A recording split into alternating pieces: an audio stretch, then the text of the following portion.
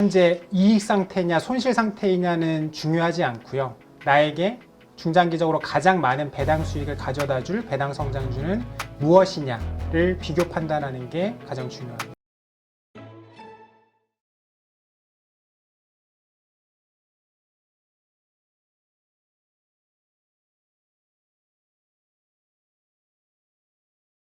자, 그러면 이번에는 그 손절 기준, 뭐 조금 전에도 말씀하셨지만, 주가도 빠지는데 배당 성향도 점점 비율이 낮아진다.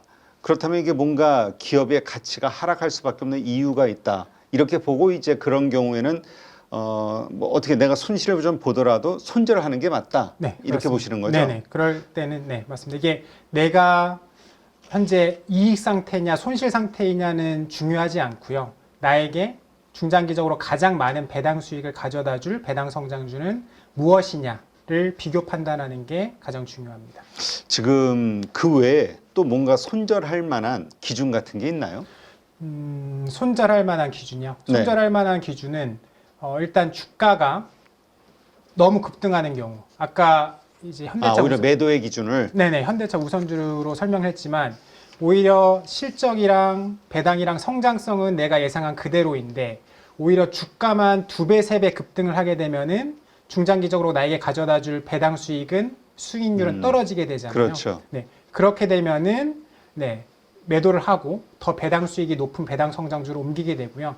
그리고 다른 배당 성장주에, 그러니까 내가 투자하고 있지 않은 다른 배당 성장주에 큰 변화가 있는 경우. 예를 들면 내가 관심을 갖고 있는 다른 배당 성장주가 실적이나 배당이나 성장성은 그대로인데 주가만 크게 하락을 했다. 뭐 주가만 50%, 70% 하락을 하면서 그 배당 성장주의 주가 대비 중장기적인 배당 수익이 내가 투자하고 있는 배당 성장주의 중장기적인 배당 수익보다 더 높아졌다. 그러면은 현재 내가 투자하고 있는 배당 성장주를 매도를 하고 더 배당 수익이 높아진 다른 배당 성장주로 비중을 옮기는 거고요. 또 다른 경우는 다른 배당 성장주의 주가는 그대로인데 그 배당 성장주의 예상되는 실적이나 배당이나 성장성이 급격하게 좋아져서 앞으로의 중장기적인 배당 수익이 내가 투자하고 있는 배당 성장주보다 더 좋아질 거라고 예상이 되면은 매도를 하고 매수를 하면서 비중을 이동하게 됩니다. 네.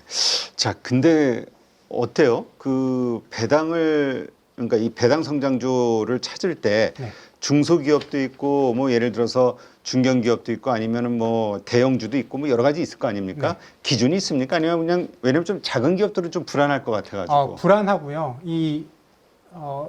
앞으로의 실적이나 성장성을 예측하기가 굉장히 힘듭니다. 그러니까 저는 따로 구분을 두진 않는데요. 내가 그 기업의 앞으로의 예상 실적이나 성장성을 예측할 수 있는 자신이 있느냐를 한번 생각을 해봐야 됩니다. 그런데 아시겠지만 보통 우리나라의 뭐 중소형 기업들은 솔직히 실적 예측하기도 어렵고 증권사 리포트도 많이 나오지 않고 기사도 많이 나오지 않고 그렇다고 해서 회사에서 IR을 적극적으로 하는 것도 아니다 보니까 앞으로의 예상 실적이나 성장성을 예측하기가 굉장히 어려워요. 그런데 대기업들 중에서도 특히 IR 활동을 많이 하는 기업들 같은 경우에는 기업 자체의 가이던스도 내놓고 뭐 10개 이상의 증권사가 앞으로의 예상 실적을 리포트를 통해서 전망을 하고 다양한 이 뉴스들로 확인을 할 수 있어서 굉장히 실적 예상이나 그리고 앞으로의 성장성이 어느 정도 될지 예측하기에 용이한 부분이 있습니다. 그래서 일반적으로는 이런 대기업, 큰 기업들, 그 중에서도 특히 이제 IR 기업, IR 활동을 많이 하는 기업이 이 배당 성장주로서 앞으로 이제 실적이나 이 성장성을 예측하고 투자하기에는 용이한 편입니다. 네. 자, 그렇다면 일단 배당 성장주 찾는 법을 다시 한번 좀 우리가 쉽게 현장에서 고르는 방법을 한번 좀 돌이켜 보면, 네. 자, 기준이 지금 어쨌든 지금 주가 대비 몇 % 정도 되면 이거 괜찮다 이렇게 일단 보시나요? 저는 대략 한 4%에서 5% 이상 정도면은 괜찮다. 일단 관심을 갖습니다. 자, 그 다음에 두 번째 단계. 자, 지금 4%, 5% 올리고 있어요. 네. 작년에도 그 정도 줬고 올해도 네. 이 정도 주고 있어요. 네. 그렇다면 그 다음으로 보는 또 중요한 지표로 뭘 봅니까? 그다음에 이제 연평균 성장률입니다. 네. 그거는 매출과 아니면 이익? 순이익이요. 순이익과 배당금. 아, 그러니까 매출의 이익이 아니라 네, 순이익. 순이익의 이 그러니까 작년보다 재작년보다 지금 계속 얼마나 더 올라가고 있느냐. 네, 맞습니다. 왜냐하면 모든 기업이 그렇지는 않는데 대부분의 기업들이 순이익에 비례한 배당금을 책정을 하는 경우가 많이 있거든요. 네. 네, 그렇기 때문에 순이익 성장률, 그러니까 어떻게 보면 배당 성장률인데 네, 배당이 순이익에 비례해서 성장을 하는 경우가 많기 때문에 순이익과 배당 성장률이라고 보시면 될 것 같습니다. 네.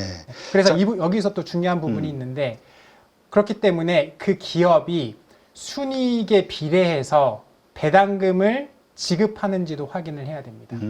그 과거에 순이익 대비 배당률이 얼마 정도였는지 이렇게 좀 보면은 아 증가하면 값이 주고 좀 내려가면 빠지고 요게 이제 우리 HTS에 나오는 거 보면 한 3년, 4년 정도 볼 수 있잖아요. 이 정도만 보면 됩니까? 아니면 몇 년도까지 봐야죠? 일단은 10년을 볼 수 있고요. 네, 10년 정도 볼 수 있고요. 기업 정보를. 네네, 그 아이투자라는 사이트를 활용하면은 10년치 뭐 실적이라든지 재무 상태라든지 배당금 추이가 다 나오기 때문에 아, 그래요? 10년치를 확인할 수 있는데 말씀하신 것처럼 이제 배당 성향, 그러니까 지금까지의 배당 성향을 확인하는 것도 좋은 방법인데 가장 확실한 방법은 그 기업의 배당 정책을 확인하는 겁니다. 왜냐하면 최근에는 한국 기업들도 명확한 배당 정책을 내놓는 기업들이 많아졌거든요. 네. 예를 들면은 순이익의 뭐 25%, 35%를 우린 배당하겠다라고 배당 정책을 밝힌 기업 같은 경우에는 그 기업의 순이익만 예측을 하면은 배당금을 얼마 줄지 예측을 할 수 있기 때문에 배당 정책을 확인하는 것도 가장 명확한 방법입니다. 어때요? 지금 배당 정책이 순이익의 몇 퍼센트 정도 하겠다 이렇게 그 말한 기업들이 네. 좀 좋다라고 보세요. 몇 퍼센트 이상 되는 기업들이? 일단은 이제 그거는 기업 상황에 따라서 다른데요. 투자를 많이 해야 앞으로 이제 미래 투자를 많이 해야 되는 그렇죠. 기업 같은 경우에는 배당 성향을 낮게 할 수밖에 없고 앞으로의 투자가 뭐 많지 않아도 되는 기업들은 배당 성향을 뭐 많이 높일 수도 있는데요. 저는 이제 지속적으로 성장을 하려면은 투자도 이제 부족하게 해서는 안 된다고 생각을 하기 때문에 대략 한 30% 전후의 배당 성향이면은 적정하다고 봅니다. 근데 이거는 한국 기업에만 해당이 됩니까? 아니면 미국 기업도 해당이 되나요? 왜냐하면 미국 기업들이 배당은 좀 확실하게 주는 것 같아가지고. 미국 기업들 같은 경우에는 배당 성향이 한국보다 훨씬 높죠. 미국 기업들의 배당 성향은 대략 한 30%에서 40% 정도로 알고 있는데 한국 기업들의 배당 성향은 이제 평균 20% 전후라고 알고 있어요. 즉 미국 기업들의 배당 성향이 한국 기업들보다 훨씬 높은데 그 이유는 아직까지는 한국 기업들이 굉장히 배당에 인색한 기업들이 많습니다. 네. 순이익을 많이 내면서도 뭐 배당 성향을 뭐 10% 이하로 유지하는 기업들이 많아서 이런 기업들 때문에 전체적인 한국 증시의 배당 성향이 떨어진다고 생각을 합니다. 그러면 한국 기업들 가운데서도 말씀하신 대로 30% 전후에 높은 고배당 그러면서도 성장하는 그런 기업들이 좀 많이 있다고 보세요? 네, 30% 정도의 배당 성향을 유지하면서 현재 성장을 할 수 있는. 네, 현재 주가 대비 배당 수익률은 뭐 4, 5% 이상이면서 앞으로 성장도 꾸준히 할 수 있는 기업들이 많지는 않은데 소수 있다고 생각을 하고요. 그렇기 때문에 저는 증시만 따지면은 미국 증시가 훨씬 더 유리한 부분이 많다고 생각을 하는데 그런 미국 기업들 못지않게 안정성과 성장성 그리고 명확한 주주 정책을 갖고 있으면서 이익 수익률과 배당 수익률은 압도적인 소수의 한국 기업들이 있다고 생각을 하기 때문에 저는 이제 그 소수의 한국 기업들에 많이 투자를 하고 있습니다. 그 기업들 우리가 좀 기준을 알기 위해서 네. 어떤 기업들이 있는지 좀 대표적으로 몇 군데만 좀 얘기를 해주시죠. 네, 알겠습니다. 네, 관리 툴을 보면서 같이 설명을 드릴 건데요. 네. 예를 들면은 지금 가장 대표적인 게 현대차 우선주가 있어요. 네, 네. 현대차 우선주 같은 경우에는 지금 예상 연평균 지배순이익이 대략 13조 정도, 그리고 주당 배당금이 2024년 12,050원이었거든요. 네. 그래서 이거를 현재 현대차 우선주들 주가하고 주가 기준으로 봤을 때는 이익 수익률이 31%고요. 네. 그리고 배당 수익률이 8.1%에서 2% 정도입니다. 그렇기 때문에 만약에 내가 지금 현대차 우선주들의 1억 원을 투자하면은 현대차는 그 1억 원을 갖고 대략 3,100만 원 정도의 순이익을 내서 그 중에서 820만 원 정도를 배당금으로 돌려주는 거거든요. 근데 만약에 현대차가 앞으로 연평균 5% 정도, 현대차의 순이익이 연평균 5% 정도로 꾸준히 성장할 수 있다라고 하면은 10년 후에 현재 주가 대비 예상 배당 수익률은 12.7%, 20년 후에는 20.7%가 되고요. 10년 동안의 누적 배당 수익률은 103%, 그리고 20년 동안의 누적 배당 수익률은 270%가 됩니다. 즉 현대차 우선주 주가가 변하지 않고 현재 수준만 유지하더라도 이 배당 수익만으로도 충분히 만족할 만한 수익을 얻게 되는 거죠. 네. 또 그 외에 어떤 기업이 있을까요? 그 다음으로 있는 게 이제 기아 같은 경우에는 이익 수익률이 24.8%, 그리고 배당 수익률이 6.5%고요.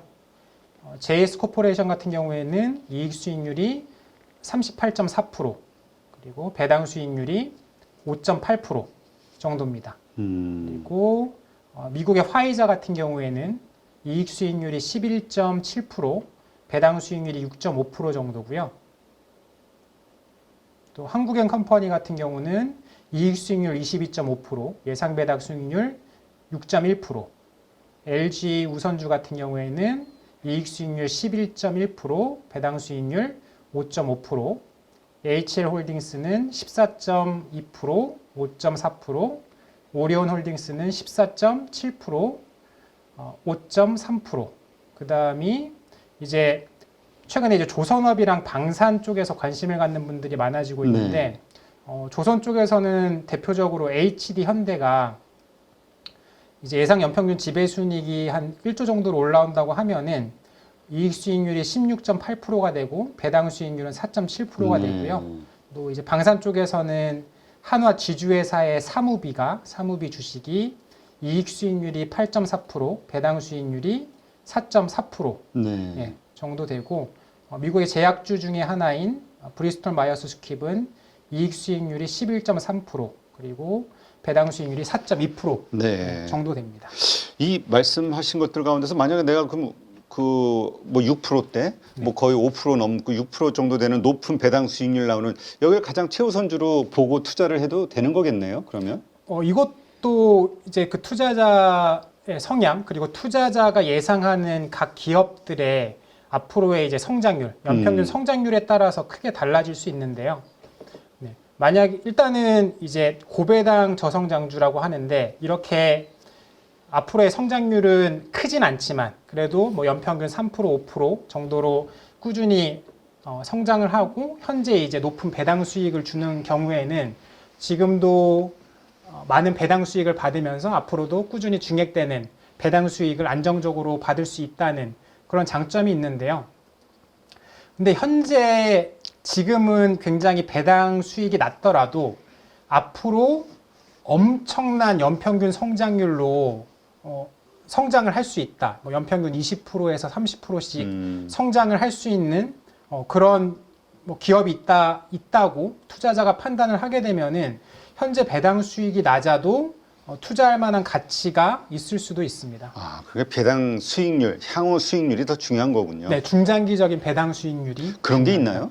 예를 들어서 이제 저는 그런 거를 많이 찾지 못했고, 또 연평균 20%에서 30%씩을 유지한다는 게 쉽지 않죠. 예, 10년, 20년 유지한다는 게 쉽지가 않잖아요. 네. 그래서 일단은 뭐 수치만 입력을 해서 보고는 있는데, 예를 들어서 이제 구글의 모회사로 유명한 알파벳. 알파벳 같은 경우에는 지금 연평균 주당 8.5달러 정도를 순이익으로 벌어서 그 중에서 0.8달러를 배당금으로 지급을 하고 있거든요. 주가가 165달러여가지고 현재 이익 수익률은 5%, 그리고 배당 수익률이 0.5%밖에 안 돼요.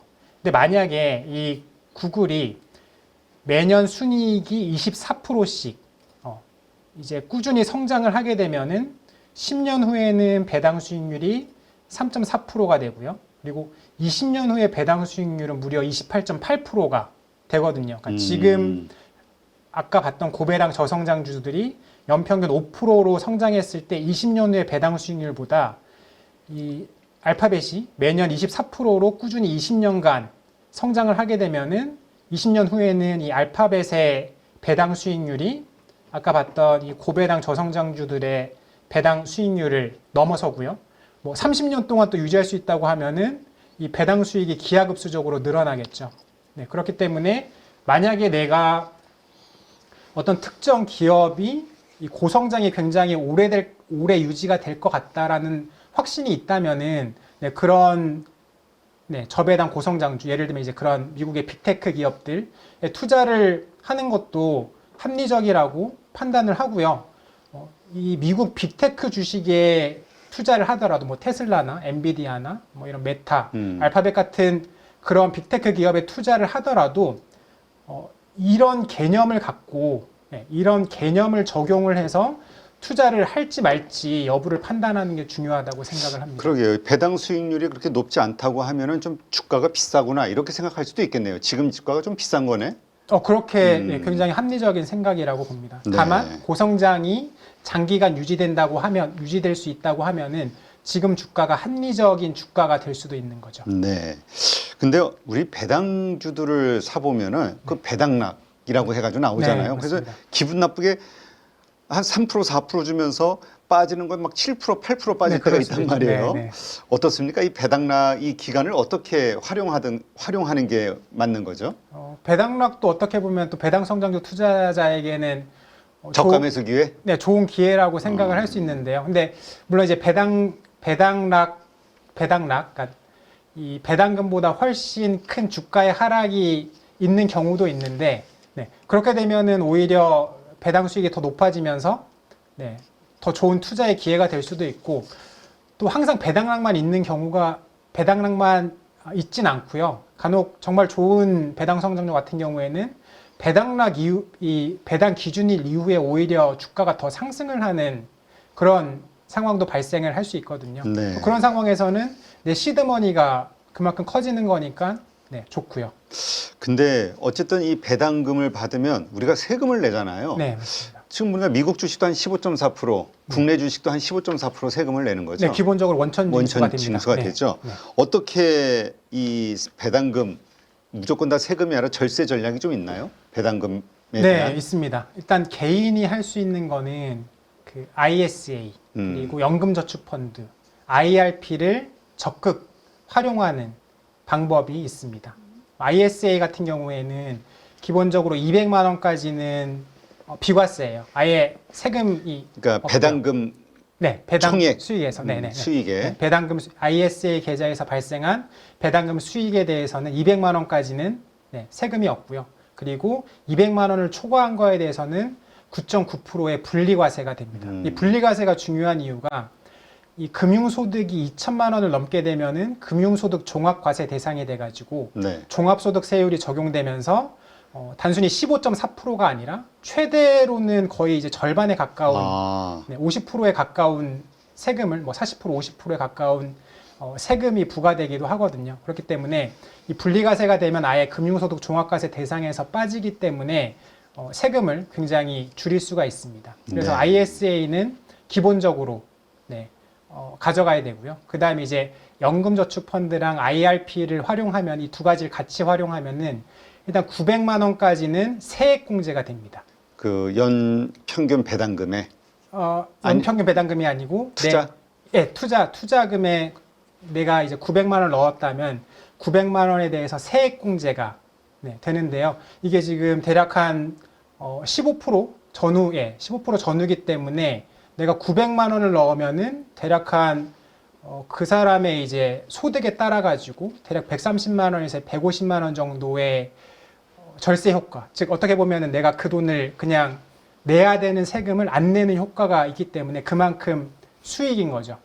그리고 또 이제 과세 이연 효과. 내가 세금을 바로 내는 게 아니고 세금을 이제 나중에 그 연금을 직접 받을 때 이게 부과가 되기 때문에 그만큼 세금을 내야 될 부분을 내지 않고 네, 이걸 이연함으로써 내 이 투자 시드를 더 늘려서 좀 더 이제 좋은 투자 효과를 낼 수 있는 부분이 있고요. 또 만약에 부부라고 하면은 이제 6억 원까지는 증여세가 없다는 부분을 활용해가지고 증여를 통해가지고 이 배당 소득을 나누면은 금융소득 종합과세 대상이 되는 부분이 그만큼 줄어들기 때문에 부부간의 증여도 절세를 할 수 있는 좋은 방법이 될 수 있다고 생각을 합니다. 네, 말씀 들어보니까 우리 그 연금 펀드나 저축, 네. 뭐 요런 쪽 IRP, ISA 말씀하신 네. 요런 세금을 절약할 수 있는 요런 것들을 가지고 투자를 해서 이 배당 성장주 투자하는 게 가장 좀 효율적이겠다라는 생각이 들긴 하네요. 네, 그래서 가장 기본적으로는 이 ISA는 무조건 만드는 거를 추천드리고요. 왜냐하면 그게 1년에 그 얼마까지 투자할 수 있는 거죠? ISA가? 2천만 원까지 투자를 할 수 있고요. 그리고 이 투자를 할 수 있는 규모가 적립이 되기 때문에 만약에 내가 만들어 놓고 투자를 안 했더라도 매해가 지날수록 2천만 원씩 이 규모가 커지게 됩니다. 1년 차에는 2천만 원까지 넣을 수 있지만 2년 차에는 4천만 원. 그래서 최대 5년 차까지 5년 차에 1억까지 내가 넣을 수 있거든요. 그렇기 때문에 내가 지금 당장 이 ISA에 투자할 돈이 없다고 하더라도 미리 만들어 두면은 나중에 목돈이 생겼을 때 ISA에 한 번에 넣고 투자를 할 수가 있습니다. 그리고 ISA 같은 경우에는 개별 주식에도 투자를 할 수가 있기 때문에 배당 성장주에 투자를 한다고 하면은 ISA는 무조건 만드는 게 좋고요. 이제 연금저축 펀드랑 IRP 같은 경우에는 아직 개별 주식에는 투자를 할 수가 없고 뭐 펀드나 이제 ETF만 투자를 할 수 있기 때문에 그리고 이제 55세 이전까지는 찾으면은 불이익이 있을 수도 있고 특별한 경우가 아니면 찾을 수 없는 그런 조건이 있기 때문에 이 부분은 해당 조건들을 잘 고려하면서 선택을 하는 게 좋을 것 같습니다.